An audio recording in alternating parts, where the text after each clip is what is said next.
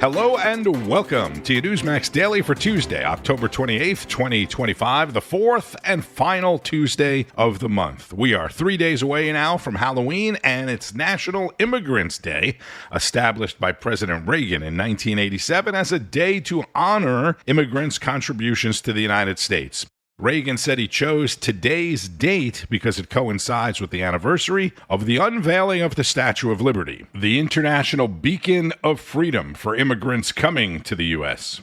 And while you were sleeping, President Trump visited U.S. troops on the USS George Washington in Japan, this after signing agreements yesterday on trade and rare earth minerals with Japan's new Prime Minister, Shinei Takashi. We went out to the USS George Washington, the SS George Washington. It was really great. The sailors and a lot of others. We had a lot of people, a lot of military people were there. But boy, that was some scene. It was incredible. You wouldn't believe that a ship could hold that many people. But I just want to say that she is a delight, and she's going to be. I think she's going to be a great prime minister. I really do. I got to know her pretty well in a short period of time. She was a very good friend and ally of Shinzo Abe, who is a friend of mine, one of my best friends in terms of this world, the world of nations. And he was a great man, and he got, unfortunately, what happened to him was sad, very sad. But he was a great leader, and we miss him very much. But a fantastic tribute to the U.S.-Japanese alliance aboard that ship today, think of it, USS George Washington. It's the only ship that just doesn't come back to the United States. It stays here. And it's very proud. This is our largest military contingent, Pete, I think like 66,000 soldiers, Navy and others. So this was a fantastic day. The level of excitement and enthusiasm, it's so easy. People say, how do you speak in front of that many people and enjoy it? When you have so much love, there's such love. There was such love on that ship. It's really easy to do. They don't understand that. It's easy to do. Last week, the president made a rare earths deal with Australia, you may remember. Now Japan, reducing the reliance of China's rare earth, which was at the center of the anticipated upcoming meeting with Chinese President Xi. Meanwhile, back at home, it's day 28 of the government shutdown, the topic of conversation on last night's Finnerty. And joining us now for more on all this, former Speaker of the House, Kevin McCarthy. Mr. Speaker, good to see you. Great to have you back. Thanks to have me. And you know, there's one thing you didn't list that still gets paid in a government shutdown: Congress. So all those Democrats that shut down Congress, that SNAP doesn't get paid, the members of Congress will still get paid. Congress, the Senate.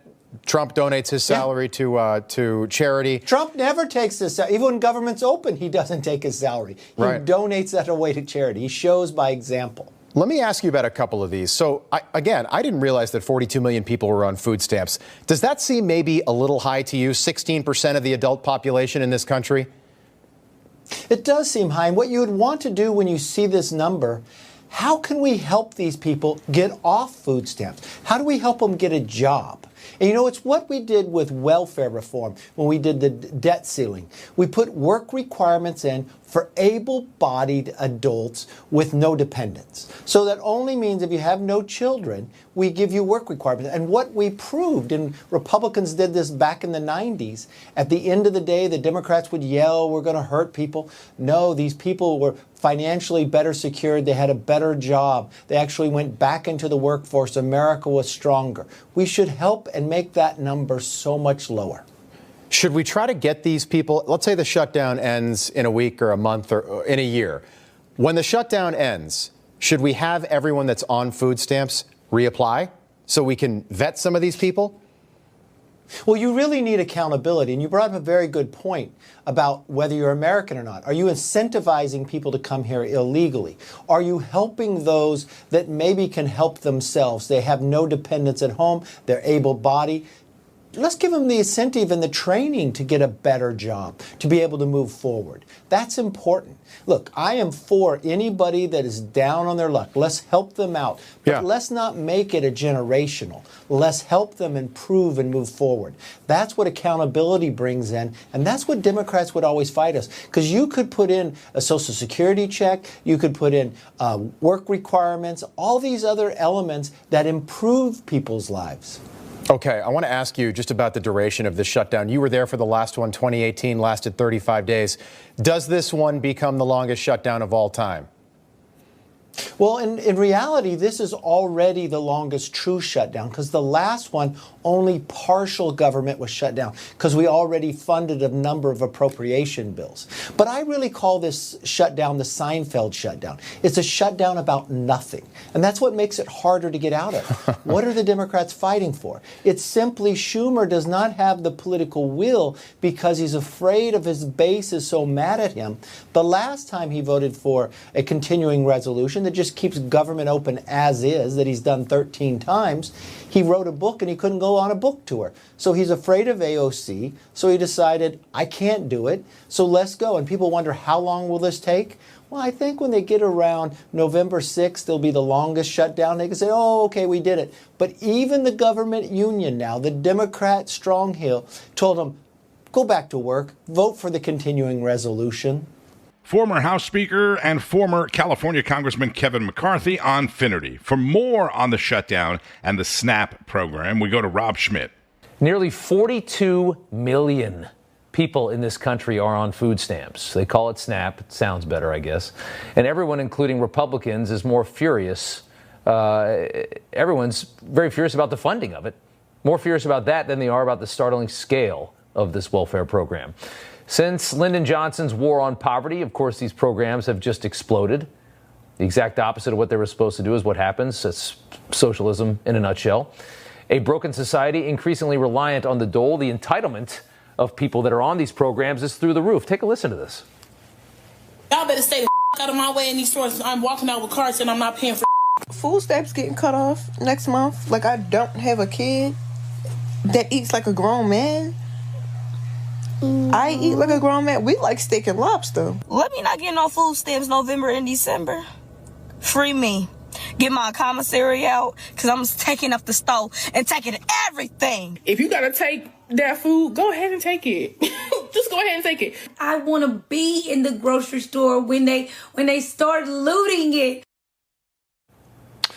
Congressman Byron Donalds joins us now, and I want to start with, it's obviously we have a government shutdown and everybody's speaking political lingo for reasons, and you got a lot of Republicans that are yelling about this and about food stamps because I think they're trying to inflict some damage on Democrats for keeping the government shut as this threat looms and kind of split their base up and hurt their base. What do you make of it? Well, look, from the political side, this is really all because of Chuck Schumer. He's trying to prove that he's tough. And so, yeah, you have SNAP, WIC, you have military officers and military frontline men and women who are not going to be paid, air traffic controllers not being paid, Border Patrol agents not being paid, ICE agents not being paid. And that's all because Chuck's trying to demonstrate that he's a tough guy, because there's really nothing else to discuss. All he said was, let's leave the government open and we'll have these further conversations on the other issues that are up for discussion. Yeah. But we're not going to do that during a shutdown. But on a broader level, you want to talk about the food stamp program and these other benefit programs that have been in existence for a long time. They've really become an area where you're not seeing people getting help and coming off of those programs. There is some of that does exist. I don't want to say it doesn't exist at all. But the broader concern is what happens if you have a segment of the population just continuously being on these programs. That's not helpful to them. It's not helpful to the American economy writ large. It's not helpful for upward mobility or productivity. And so there's some things that we're going to have to look at with these programs into the future. Yeah, and every time, anybody tries to get any kind of requirement, or a proof that you can't work or that anything like that, Democrats just scream. They go berserk over that because I think that endless entitlement is such a big part of their machine, of their apparatus for power, that they know they can go into public housing and come out with thousands of votes. I mean, that's just such a critical part of what they do. No, you're right about that. And look, let's examine a couple things. We went through the president's agenda and got that passed back in July. One of the things that we did do with respect to some of these benefit entitlement programs is that we did start putting in honors checks. Like, you actually had to demonstrate that you qualify. There are work requirements that are back in place. Now, the work requirements are not something that I would say is a true work requirement. Right now, it's 20 hours a week, working or looking for work or volunteering or going to school qualify.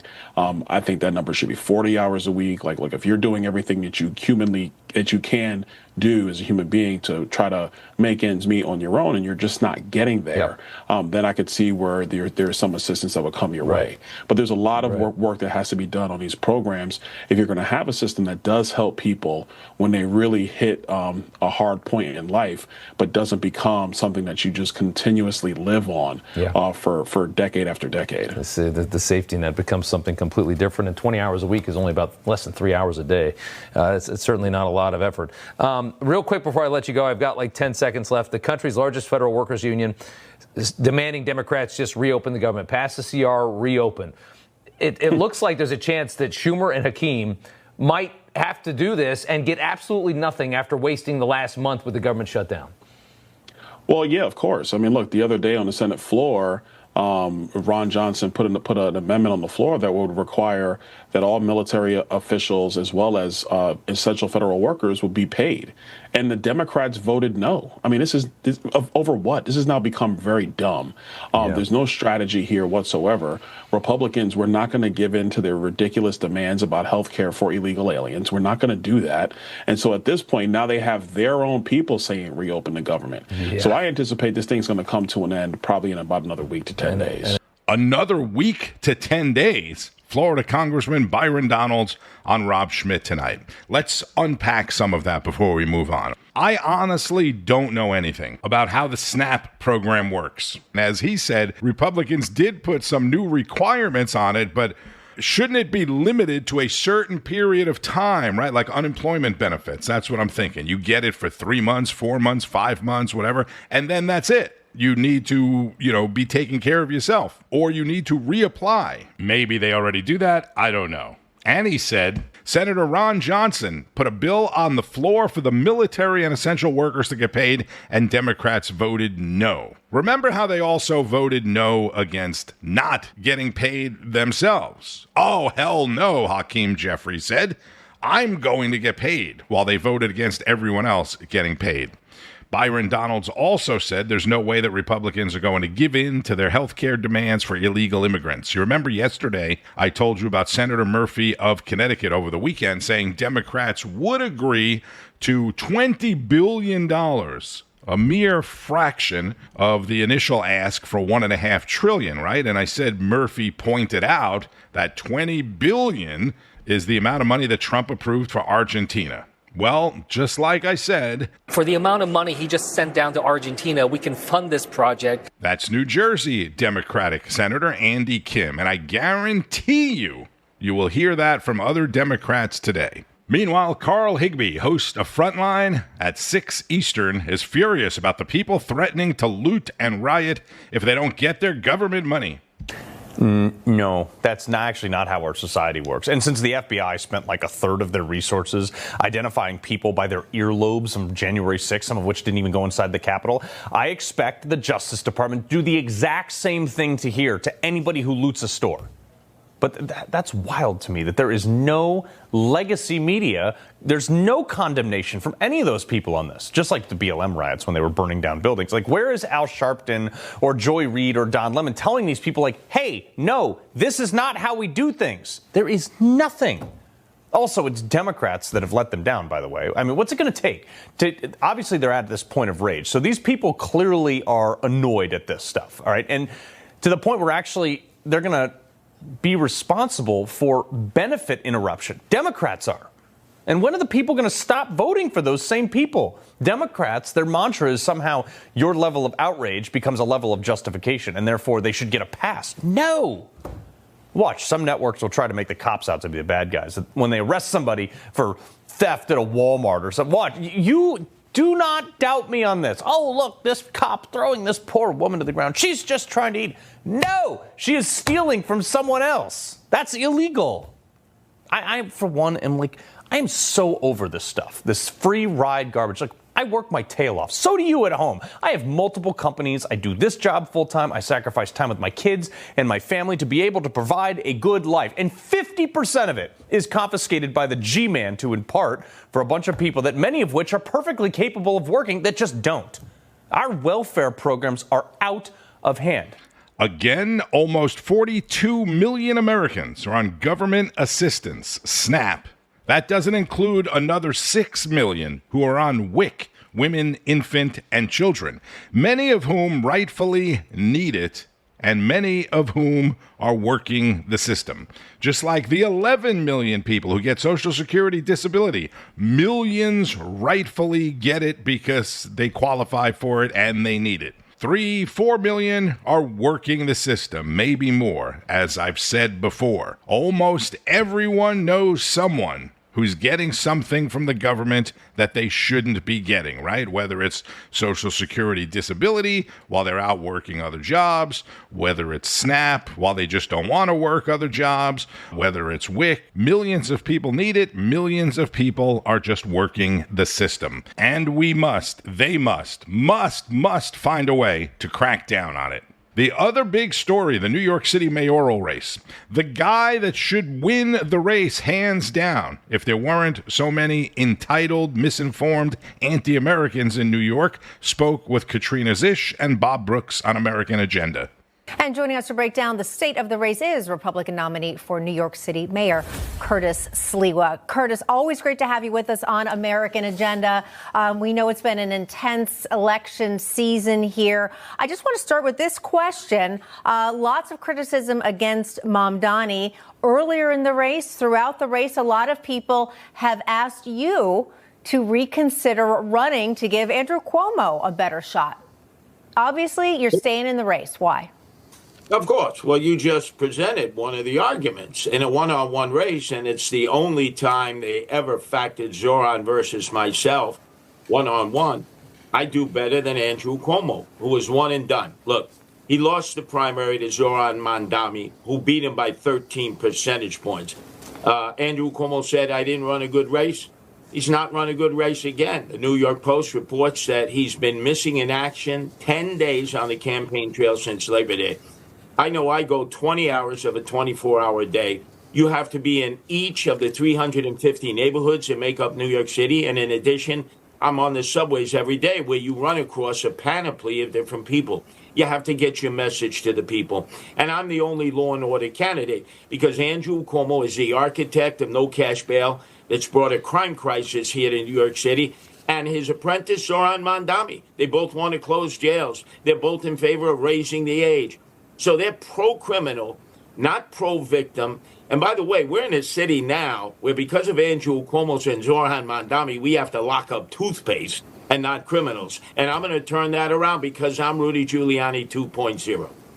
Yeah, I just went to Duane Reade to get some cold medicine earlier today. Had to get somebody to scan your fingerprint, right? Yeah. New York City Republican mayoral candidate Curtis Sliwa, again, the founder of the Guardian Angels, an organization that back in the 90s helped Mayor Rudy Giuliani turn the city around, says he's Giuliani 2.0. Last week, I told you the billionaire owner of WABC Radio in New York, where Curtis has done a highly rated radio show for more than 30 years, was one of the people encouraging him to drop out of the race in an effort to get Andrew send the COVID to the nursing homes Cuomo elected.